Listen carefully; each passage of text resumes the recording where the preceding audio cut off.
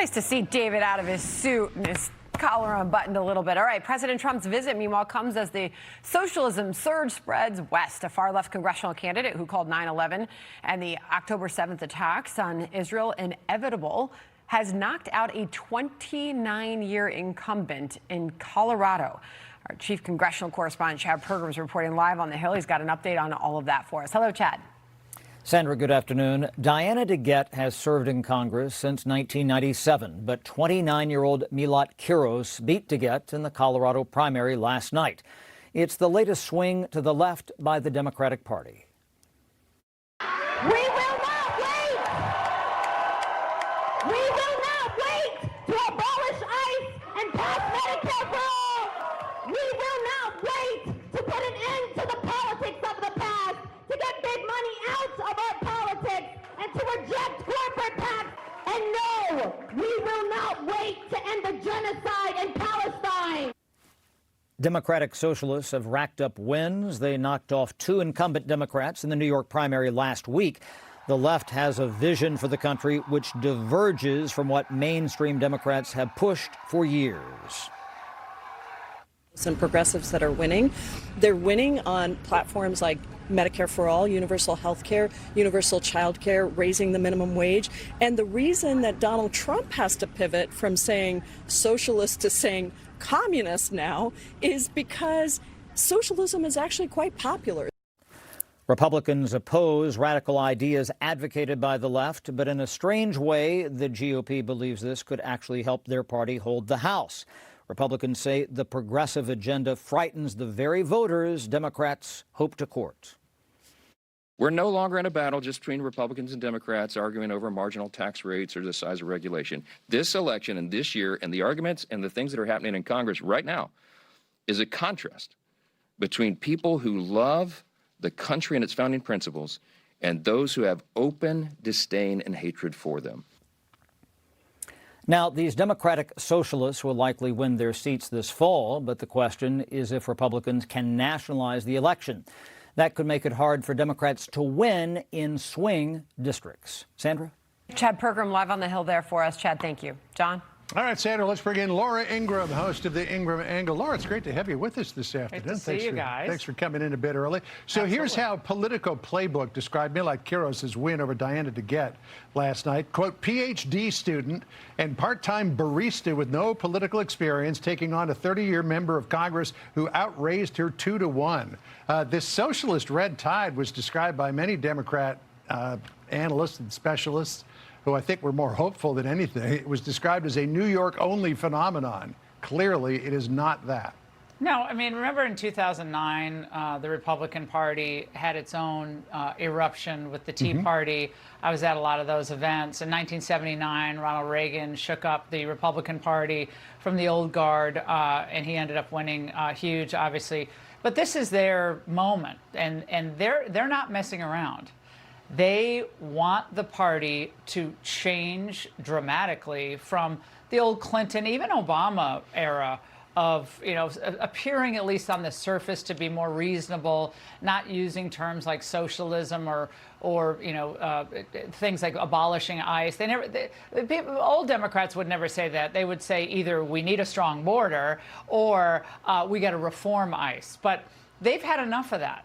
And they're going for political blood here. And I wouldn't just look to what's happening in Colorado, but you have an upstart running for governor in Wisconsin, Francesca Hong, who I believe also has a decent chance with zero real political experience or real world experience.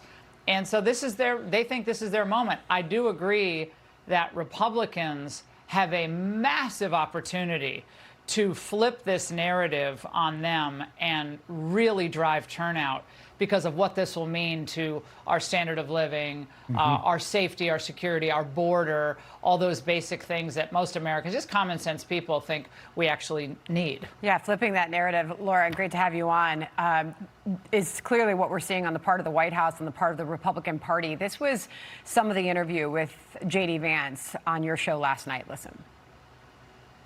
It is communism, Laura. This is not, this is not raising taxes a little bit, however much we might disagree with that. This is abolishing the police. This is let criminals run amok in your cities. This is flood your country with low-wage third-world immigrants. And importantly, it's confiscating wealth, not because we want to make anybody's life better, but purely out of resentment. Will Republicans get through to voters with that kind of messaging, Laura? Oh, I think so. I mean, look, you had Chris Murphy the other day, a senator from my home state of Connecticut, say, well, I might not agree with everything, essentially, but they're bringing a lot of energy to the party, and capitalism really hasn't worked in many ways for many people.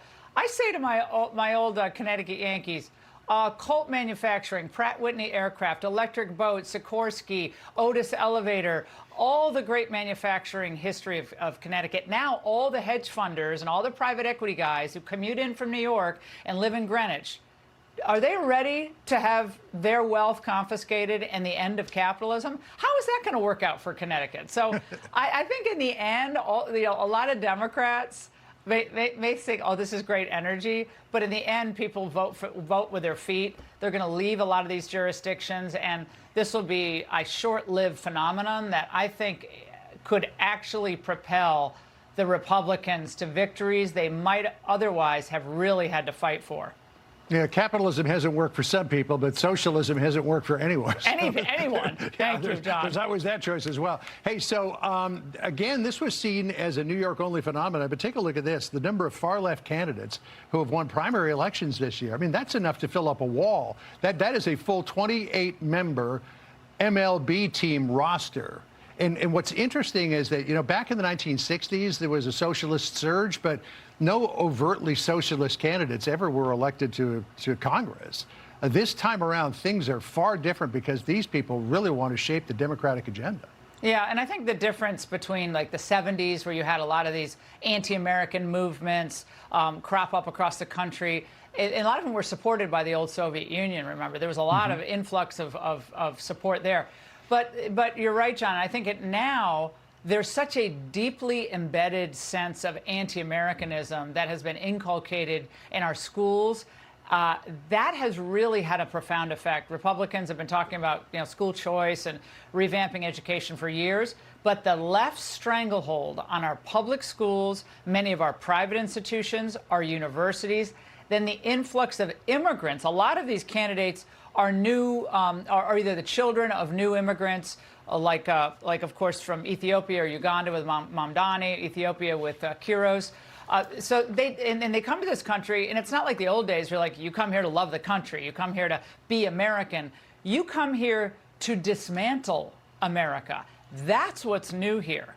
And that's what the Republicans really have to work on next, which is a complete educational renewal and restoration about the greatness of this country with a clear look of, our ups and downs of history, our mistakes. But if you teach kids to hate the country and hate capitalism, that's not going to end well for America. And clearly, Democrats have some work to do, Laura, when it comes to finding out who is the leader of their party or who they want to be the leader of their party. Axios, with this headline, Harris reaches out to Mamdani, pro-Palestinian activist, and run up to 2028. Harris and her team have also been reaching out to pro-Palestinian activists during the past year, including at least one who helped lead the Uncommitted movement, which grew out of opposition to former President Biden's policy on the war in Gaza. Is Kamala Harris making a comeback? No, Kamala Harris is being Kamala Harris. I mean, she's never had an original idea in her life. She's always blown with the wind. There's no philosophical underpinning of the woman who is Kamala Harris. She was a creation out of San Francisco politics, and she rode a wave. And she rode a wave to the White House as vice president, was a disastrous vice president, was even a more disastrous presidential candidate, and she's still trying to babble her way through interviews. I mean, this is what I'm saying. I think the Democrats should go all in. Nominate AOC in 2028, and let's have this argument once and for all. Freedom and capitalism and American sovereignty, or socialism and redistribution and open borders. Let's have that debate, because I know who's going to win that debate, and it ain't going to be AOC. So it seems, at least for the time being, a lot of establishment Democrats are kind of whistling past the graveyard about this insurgency. Listen to this short little montage. Yeah. We have a big tent party. That's what it says. I'm all about new leadership. I don't agree with all their positions, but I respect what the voters have done in New York. That's not reflected in the entire country. Every district determines who they want. We may not like it. Chris Van Hollen, we're a big tent party. That's what this says. Well, it's great to be a big tent until somebody pulls the center pole out of the tent and it comes down around you. Wait, Van Hollen cracks me up, guys, because I mean, these people couldn't get rid of Kristen Sinema fast enough, right? Bob Casey, pro-life, like they're not big enough of a tent to accommodate anyone who is pro-life. And they will try to dump John Fetterman as fast as they can. So the idea that these people are big tent, you know what they are? They're scared. They don't have any solutions for the American people. Their ideas have failed. They're celebrating Obama's library. You know what his legacy is? Donald J. Trump. That's what Obama's real legacy is. They know it. They have no answers. Socialists come in and say, we have answers. So we'll have to have this debate all over again. I'm ready for it. It's exciting. Hey, Laura, we hope you come back again soon, and we'll see you tonight. Thank you so Anytime. much for joining us. Great to see you both. Awesome show. Awesome. Thanks, Laura. Appreciate Thank it. you. Be sure to like and subscribe for all the Fox News latest on YouTube and catch full shows streaming now on Fox One.